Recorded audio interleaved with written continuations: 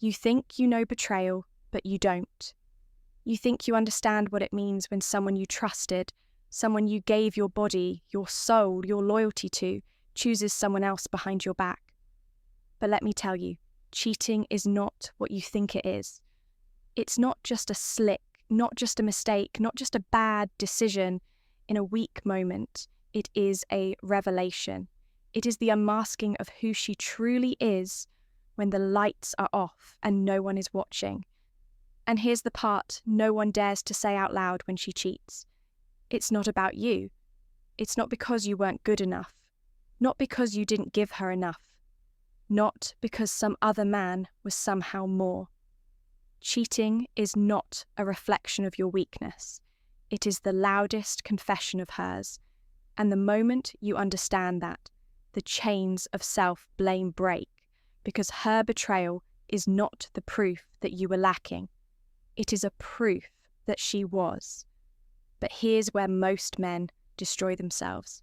They beg, they plead for answers, they fight for explanations. They try to win back the very woman who just showed them the depth of her disloyalty. And that is where you lose everything. That is where dignity crumbles.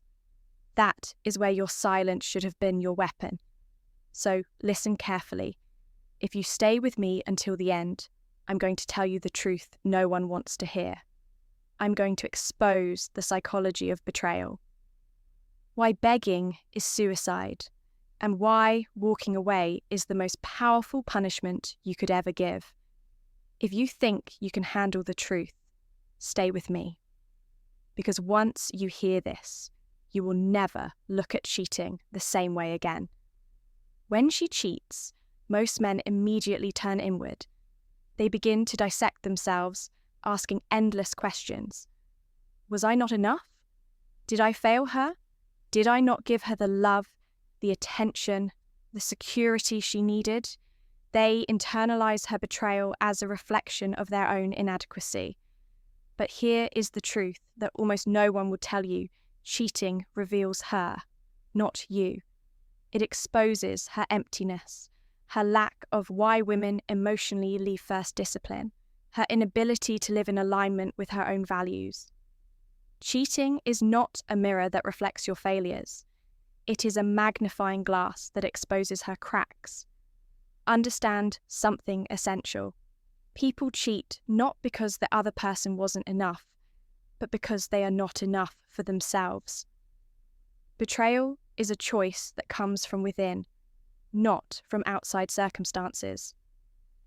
You could have been the most devoted man, the most loving partner, the most stable provider, and she still could have betrayed you. Because cheating is rarely about what she was missing in the relationship. It is about what she was missing within her own soul. A woman who cheats is not just betraying you. She is betraying her own identity. She is shattering the very value she claims to stand for. She tells herself she believes in loyalty, in love, in honesty. But the moment she crosses that line, she has declared war on her own integrity. That is why her betrayal feels so destructive, because deep down she knows she has corrupted herself. And when a person corrupts themselves, they carry a wound far deeper than any wound they cause to another. Most men misunderstand this dynamic. They take it personally as though her cheating is a statement of their worth. But I tell you, her cheating says nothing about your worth as a man. It says everything about her inability to face her own void. It is her brokenness put on display. Think about it. If loyalty requires strength, cheating is weakness. If intimacy requires courage, cheating is cowardice. If trust requires maturity, cheating is regression. In that moment, she is not elevating herself by stepping into another man's arms. She is lowering herself by running away from the discipline required to truly love. And this is where your power lies, in not taking responsibility for what was never yours to carry. You must stop asking, "What did I do wrong?" and instead start asking, what does her choice reveal about her? Because once you see it clearly, you realize you are not the broken one in the story. You are the witness to her collapse. You are the mirror in which her weakness is exposed. What makes betrayal so insidious is not simply the act. It is the illusion it creates. It makes you believe that you are not enough, when in truth, she was not enough for herself. She was too weak to sit with discomfort, too weak to confront her own emptiness, too weak to do the hard work of rebuilding trust, of reigniting intimacy, of facing the uncomfortable conversations that true love requires. And so she takes the shortcut. She chooses temporary pleasure, the silent signs of disconnection, over permanent integrity. And in doing so, she reveals her own poverty of spirit. Now, here's the paradox. The man who understands this truth is liberated. He no longer sees himself as the victim of betrayal. He sees himself as the one who was spared. Because who wants to build a life with someone who cannot even stand in loyalty to their own principles? Who wants to give their energy to someone who will trade love for lust, stability for chaos, intimacy for secrecy? Once you grasp that cheating reveals her, not you, you stop bleeding for wounds that aren't yours. You reclaim your power, not by fighting for her back, but by walking away with clarity that you lost nothing of value. She did. And let me make this clear. The pain you feel is real. The anger, the humiliation, the sense of betrayal, these are not illusions. But what is an illusion is the story that her cheating diminishes you. It does not. It cannot. If anything, it elevates you because it reveals to you what she truly is and gives you the chance to walk away before wasting more of your life in the presence of a divided soul. So the next time your mind tempts you to spiral into self-blame, stop and remind yourself, cheating is not a reflection of the betrayed. It is the confession of the betrayer. Her body may have crossed the line, but it was her soul that collapsed long before. And that collapse is hers to carry, not yours. If she cheats, let her. Because in that moment she has already lost. Not you, never you. When betrayal strikes, most men react with desperation. They feel the rock has been pulled out from under them. And in that panic, they go into survival mode. They beg, they plead. They ask questions like, why did you do this to me? Was he better than me? Don't you love me anymore? They think that if they can just get answers, if they can just make sense of it, maybe the pain will settle. But what they don't realize is this. Begging after betrayal is not healing. It is self-destruction. Every time you plead with someone who has already betrayed you, you place your dignity on the chopping block. You reinforce the illusion that her choices were about your inadequacy. And by doing so, you invite more humiliation. It's like standing in front of someone who just spat on you and asking, please tell me why you did it so I can forgive you. Do you see the insanity in that? You are asking for a justification of what should never have been justified. You are requesting sense where there is only selfishness. What men don't understand is that betrayal cannot be negotiated with. You cannot negotiate respect with someone who has already abandoned it. You cannot negotiate loyalty with someone who already crossed the line. The moment you start begging the real reasons, women. Cheat for answers. You have already lost the battle because you have placed the betrayer in the position of power. And a man who gives away his power in the aftermath of betrayal is no longer respected. Not by her, not by himself, not by anyone. This is why silence is the most powerful response. Silence is not weakness. Silence is strategy. When you refuse to beg, when you refuse to demand explanations, When you walk away without engaging in the circus of her excuses, you communicate something far louder than any angry words could. You communicate that you will not degrade yourself for the comfort of someone who disrespected you. You communicate that your dignity is not negotiable. You communicate that her betrayal is not your responsibility to carry, dissect, or repair. Think about this carefully. When you beg for answers, you are essentially saying, I cannot live without your validation of my worth. But when you remain silent, when you stand tall and walk away, you are saying, I define my worth without you. You have no authority over who I am. That is power. That is presence. And that is the kind of energy that leaves the betrayer haunted long after you've gone. And let's be honest, her answers won't satisfy you anyway. She can say it was a mistake. She can say she was lonely. She can say she didn't feel loved. But none of those explanations will heal the wound.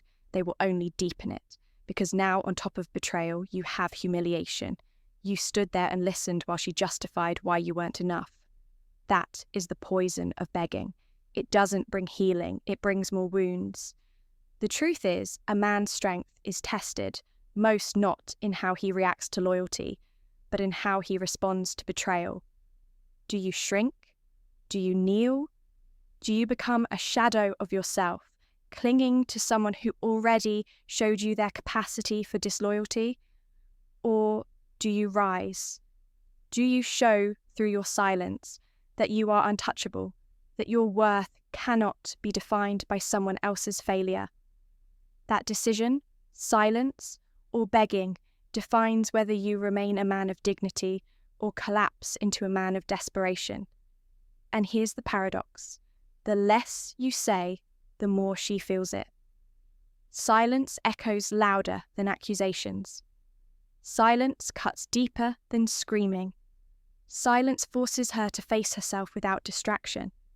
And that is the greatest punishment. When you beg, you make it about you and she can blame you. When you stay silent, she has nowhere to run, no excuses to hide behind. She must sit with the weight of what she has done. This is why begging after betrayal is a form of self-destruction. It is you cutting your own knees out from under yourself. It is you surrendering your dignity for scraps of explanation that will never feed your soul. The man who refuses to beg, who walks away in silence, does not just preserve his dignity, he multiplies it. He becomes, when love turns into distance, stronger, larger, more untouchable because he chose to suffer cleanly rather than bleed out in humiliation. So, remember this after betrayal. You don't need answers. You don't need explanations. You don't need apologies. What you need is self-respect. And self-respect is never found on your knees. It is found in the way you rise. Do not beg after betrayal. Do not chase. Do not demand. Because the moment you do, you hand your power to the very person who already proved they could not be trusted with it. Choose silence. Choose dignity. Choose yourself. And when you do, you will discover something profound. Betrayal no longer defines you. It defines them.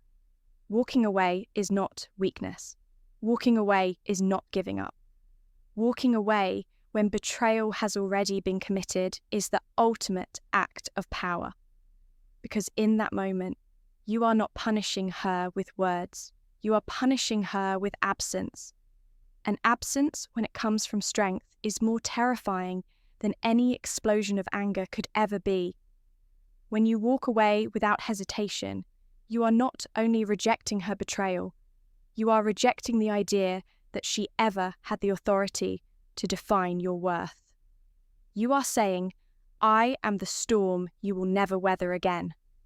I am the man you had access to, and now that access is permanently revoked.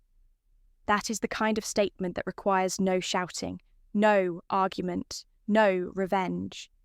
It requires only the calm certainty of knowing your value and refusing to stay where that value was not honoured. Most men do not realise how destructive it is to linger in the aftermath of betrayal. They convince themselves that staying fighting or waiting for her to change is an act of strength. But what they are really doing is chaining themselves to a corpse.